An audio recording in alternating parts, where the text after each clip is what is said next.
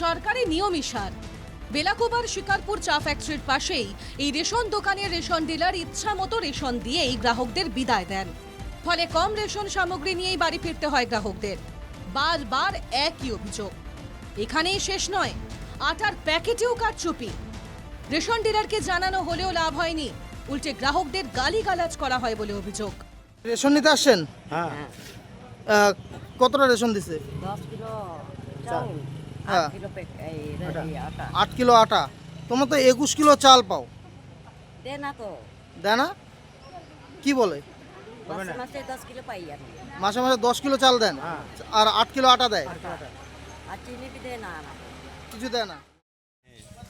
কতটা চাল দিচ্ছে, কতটা আটা দিচ্ছে? আমার তো একটা কার্ড আছে, আমাকে 10 কিলো চাল দেয়, 8 প্যাকেট আটা দেয়। 10 কিলো চাল আর 8 প্যাকেট আটা। আর তোমাদের কাঠ কি AYY? হ্যাঁ, হুম, হ্যাঁ। তোমরা তো পাও 21 কেজি করে। তাও দেয় না তো কি করবো এখান থেকে? কিছু বললে তো আমাদেরকে গালাগালি করে দেবে। খবর পেয়ে ঘটনাস্থলে হাজির হয় NKTV বাংলা। আর ক্যামেরাতেও ধরা পড়ল কারচুপির ছবিটাই।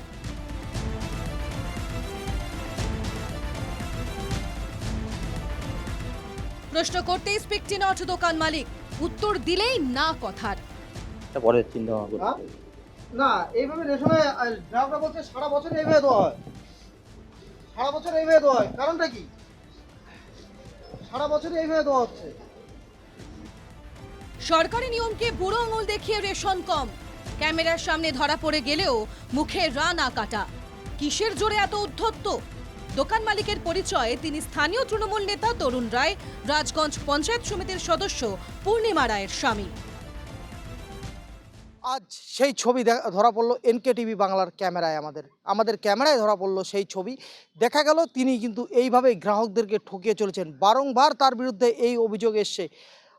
এর আগেও আমরা NKTV বাংলায় সেই ছবি কিন্তু আমরা দেখিয়েছি, আজও সেই ছবি। শিকারপুর থেকে পরিতোষ রায়, NKTV বাংলা।